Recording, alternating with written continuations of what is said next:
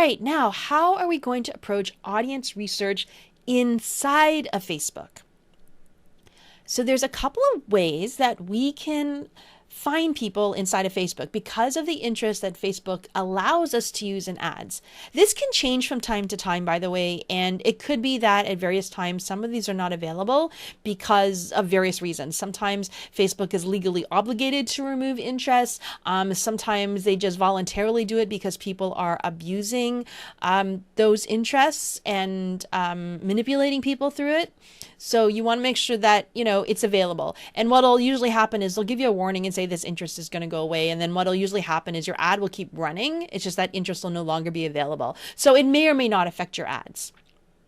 But what I tend to look at is I want to consider ages and sex, so male or female, which is what they have available right now inside of Facebook, language, location, demographics, like parents, single, that type of thing, and interests. So a little quick note here about the first ones here.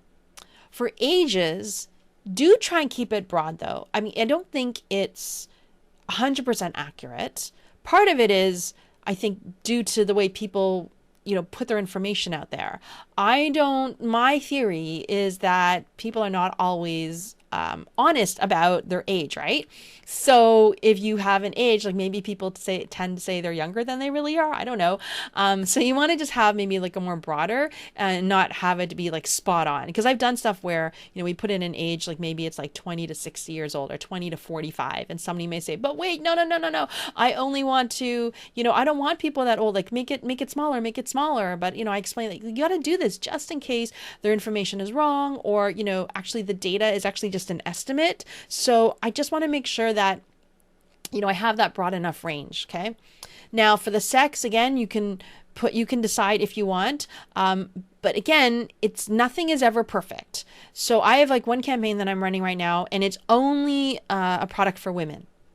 And I do choose women. I do choose the F female inside of the ad set, but I would get, the client would say to me, oh, like, but sometimes I see men commenting on it, and I said, well, first of all, like I can't control what Facebook does and who sees it. You also can't control if somebody saves the post or shares it, or maybe they commented on it and then their friends list was notified they commented on something and people went and take a look at it and some of them were men. So the best I can do is make sure that the creative attracts the right people. So the creative speaks to women in a way without calling them out, which would be against, which would be not in compliance, but you want to make sure that everything about it, people understand, oh, that's like a women's product. So the men just won't stop and look at it. Language, I actually don't select this inside of Facebook. And the reason is that even though most of the time I am targeting English speaking people, the ads are all in English, the landing page is in English, like everything's in English. So if you don't speak English, I don't know why you would stop, right, to interact with that ad, but I do not choose that language. And the reason is that a lot of people apparently do not fill in that information in their Facebook profile. So if you do select English as what you're targeting, you're probably narrowing your audience even more to only people who fill that in on Facebook. So I just leave that alone. Now, location, I'll show you once we get into the ads manager. The location, you can actually put a pin down and you can go for like a very specific location and then a mileage around it. Or you can put in zip codes, you can put in country. So I'll show you where you can find all that in a moment. Demographics, and I'll go through some of those, like that's like income, that's like whether you're a parent, etc. But the interests are the ones where you can really find the gold in there. So let me talk a little bit about the different types of interests in terms of your research, and then we'll dive into the actual ads manager so you can see how it works inside of there. Now, when you think of interests, in my experience, this is a more accurate way of finding your target market. Yes, you might have all this information about your target market, which you should.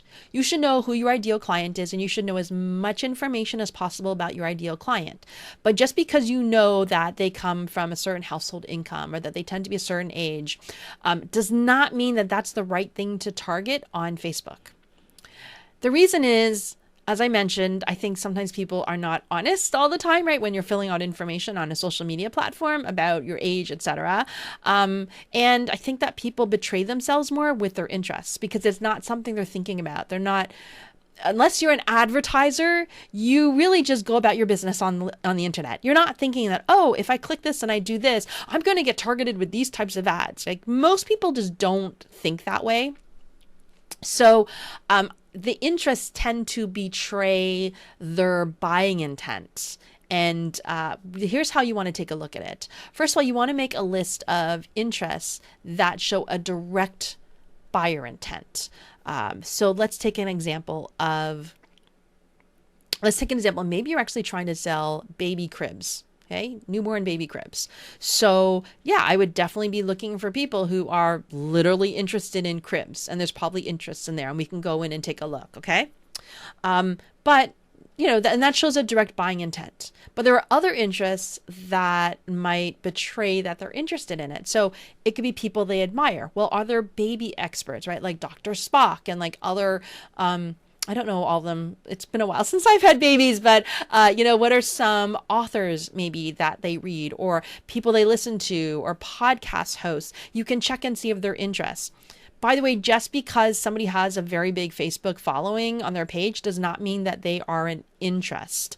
Facebook decides if it's a quote unquote interest. So it could be smaller pages, it could be bigger pages. There may be some people that just, they're not an interest in Facebook. So that's why you need to make your list so that if it's not available in Facebook, you're still good and you have enough interests like to build up your audience.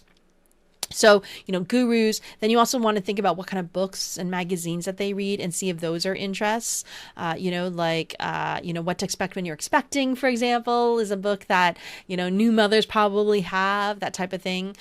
Shows that they watch, podcasts they listen to, these are often interests as well. And that's also something you can target on Facebook.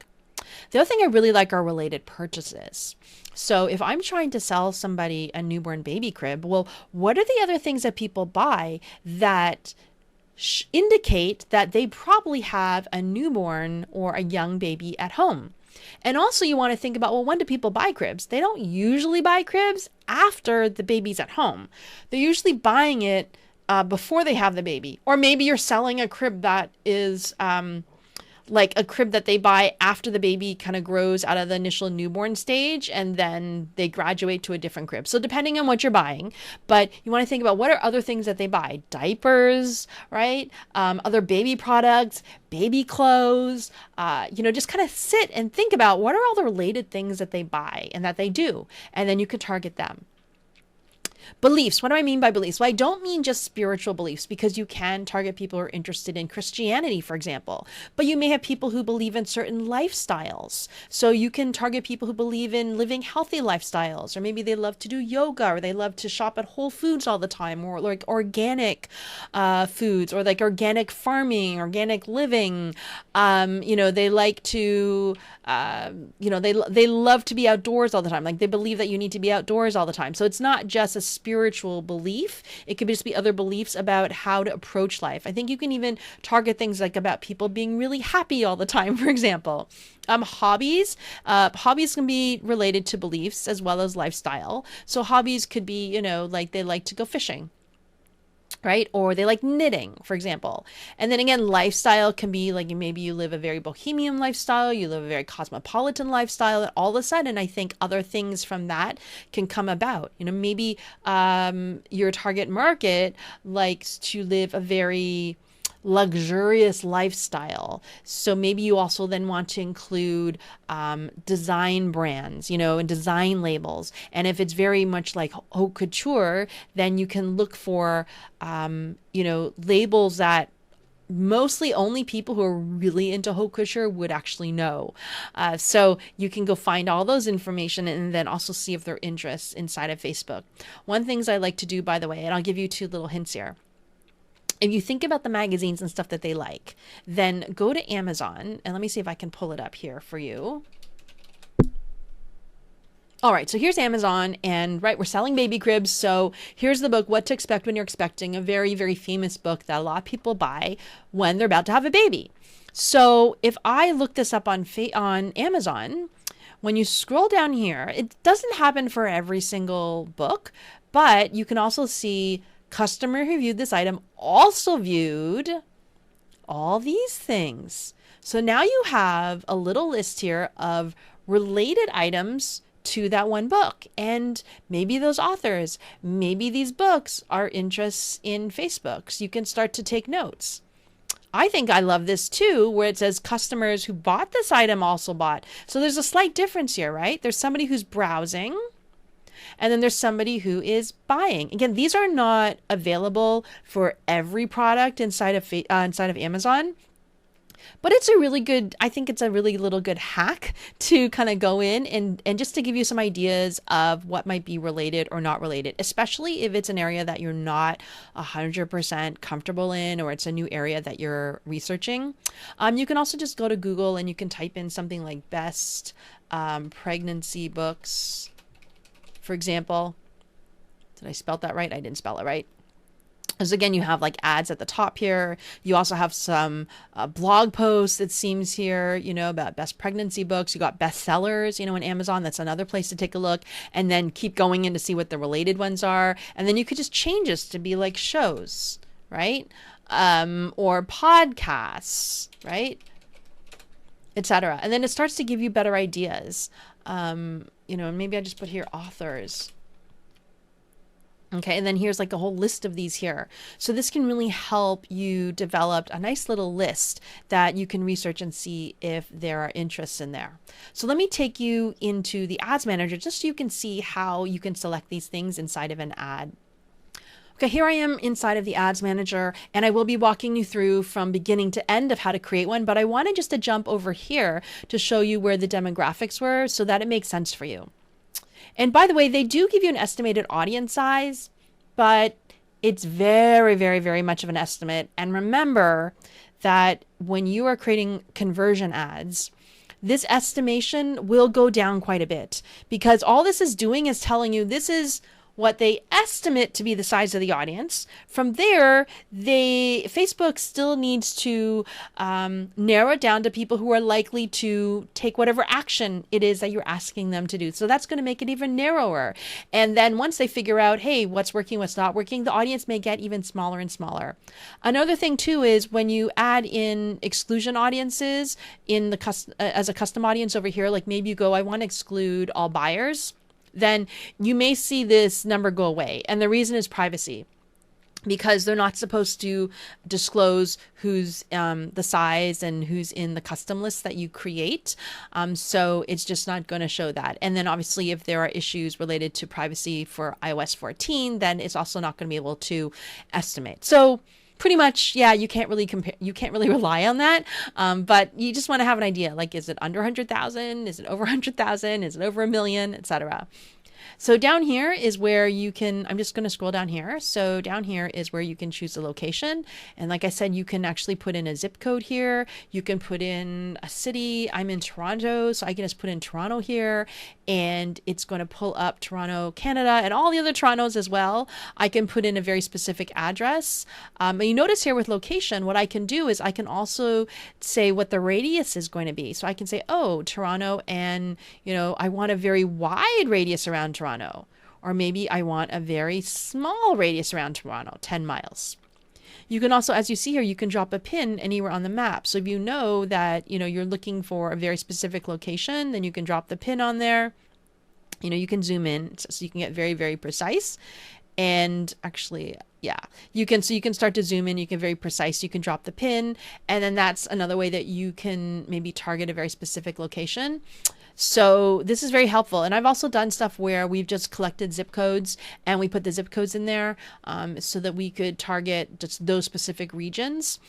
So it's very helpful. And I don't do it too often, but if you wanted just to target the entire world, you could type in worldwide and do that here. You can also exclude locations, by the way. So maybe I want to exclude China because we have no capability of dealing with China, Chinese language, and maybe Japan, for example. Like, I'm just putting this as an example, right? So you're going to put those in there, and what it'll do is it'll target worldwide, but then it will exclude people living in or recently in these locations here. Another thing you can do too is you can be a bit more specific about the location. So about how people interact with the location. I tend to leave it as this, people living in or recently in this location, because it's pretty broad. But you can also say just people living in that location, people recently in that location. And I like this, people traveling in this location. So it says people whose most recent location is within the selected area, but whose home is more than 125 miles away. Now, these work when people have Facebook open on their phone and their phone is able to track them in terms of where they are in the world. That's why I like to stick with the broad one, because I figure not everybody has Facebook on their phone all the time, and maybe they aren't allowing it to geo-track, so they've turned off that ability to do that. So that's why I usually just leave it broad here, but you do have these options as well. Okay. Now I'm going to go down here. Here's the ages. So I do like to do a range. I'll often maybe do like 20 to 60 years old, maybe something like that. But you can choose which one is appropriate for you. And then here's where the genders are. A lot of times I'm just leaving it as all, but you can be very specific and say men or women. Now here's the detailed targeting, which is the demographics and the interests and everything else that I have mentioned to you. So here I could type in, parents, right? And it'll actually give you some options. Just give it a moment. So you can see here I've got parents, new parents, parents with preschoolers, so I can have a whole bunch here, and you can see it's in this category demographics. So we can go new parents. Okay. You can also do browse and go through demographics over here and see what's available. You can do behaviors, like anniversary. Maybe you want people who, are Facebook payment users, for example. There's so many options here, so many options. Maybe you want engaged shoppers, like that might be a good one as well if you're doing e-commerce. And then you can also type in interest, right? Like, so for example, I don't know if it's an interest, but how to expect what to expect when you're expecting. So I'm just going to put what to expect. And you notice here it's got the film and the book. So I'm just going to choose the book. And I know it's the book because it doesn't say film in brackets here. So I'm just going to choose this one because I'm guessing that the book would be more relevant to people expecting, and they're not just going to see the movie as entertainment. So I would actually do this. And then you can also do suggestions as well and see what comes up here. So it's got like the bump, that might be motherhood, maternity. So the breastfeeding, right? That might be another one. So there's like a whole baby center is a very big brand. So sometimes I just go from here, like I'll type in something here and I'll do suggestions, and it gives me a whole bunch of different things that I hadn't thought of before.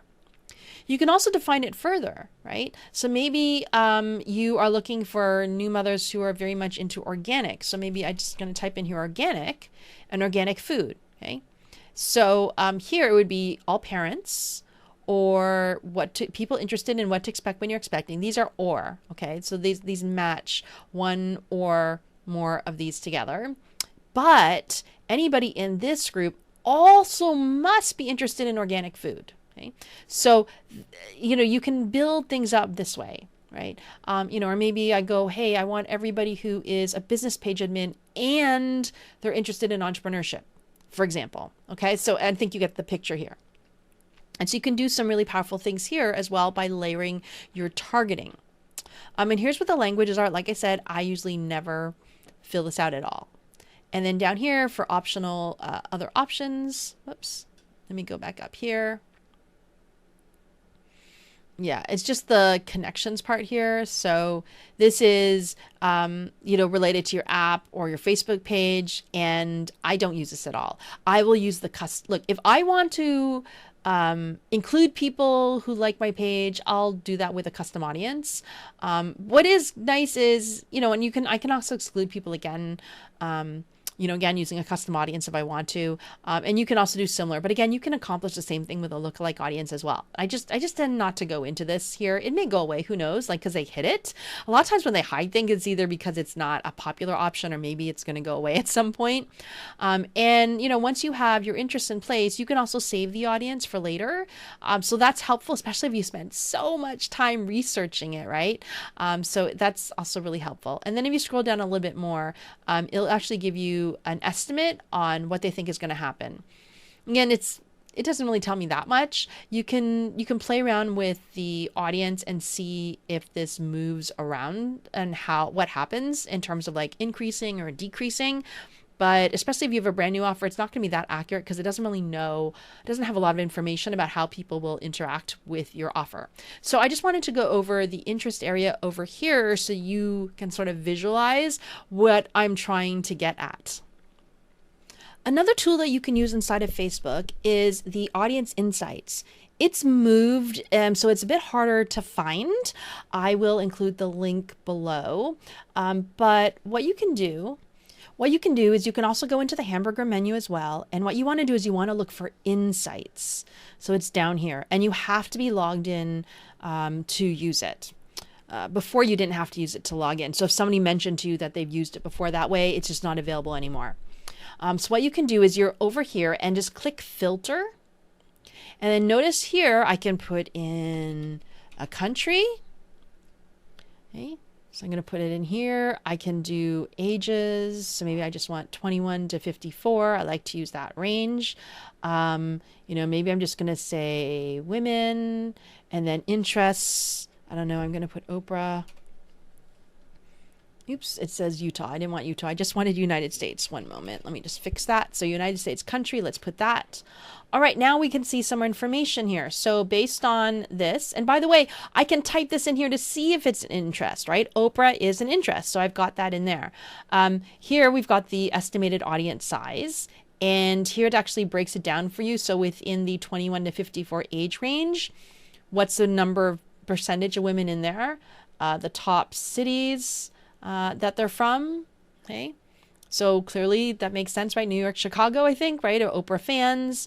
I've only chose one country. And then they also give you some top pages as well. And you can just hover over here and it says these are the pages that are most liked by this audience. So this is another way to get some related interests.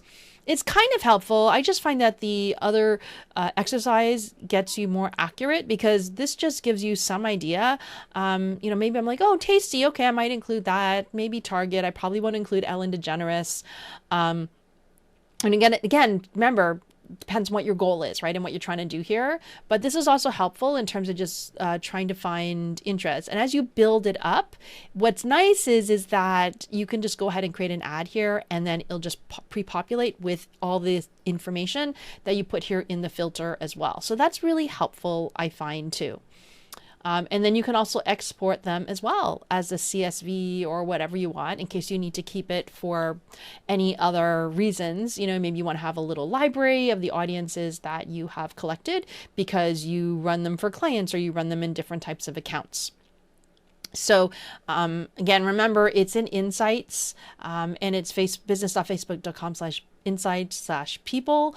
But you can always just find it over here. And like I said, right now it's called Insights and it's under here, but who knows where it might be in yours, but you want to look for something like this. So this is also helpful, but I do find that doing the other research first and then coming in here to validate whether they're interested or not is sometimes it's faster inside of here instead of right inside of the ads manager. Although a lot of times I am just using the ads manager as well because I'm like right in there ready to create things.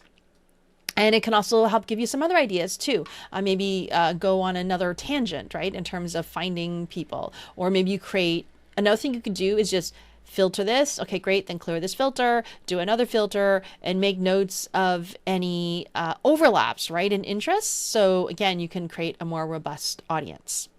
So that is how you find out where, how, who, what, where, and why to target people inside of Facebook. And now you should be ready to get your assets together to create your first ad. One last note before we jump into creating ads. What can happen in this stage is you get into analysis paralysis. I mean, you start researching and researching and researching, trying to get this quote unquote perfect audience set. So know when to stop. That does depend on your particular situation and your personality. So if you know you're the type of person who loves to dive into data and research, that is great. But just make sure that you set a time limit about when you're actually going to stop. Sometimes I'll just set a time limit and say, hey, how many interests can I find in an hour or half an hour? Put that time limit down, say, I'm just going to go with that. Remember that Facebook loves broad audiences, so you can still do well with a very broad audience too. It's just great to test those things as well. And you can always create more, right? Once you find more audiences to target. I just want to make sure that you get to the action part first so you don't stay stuck inside of the audience research. So with that said, I will see you in the next module where we're going to start creating your ads.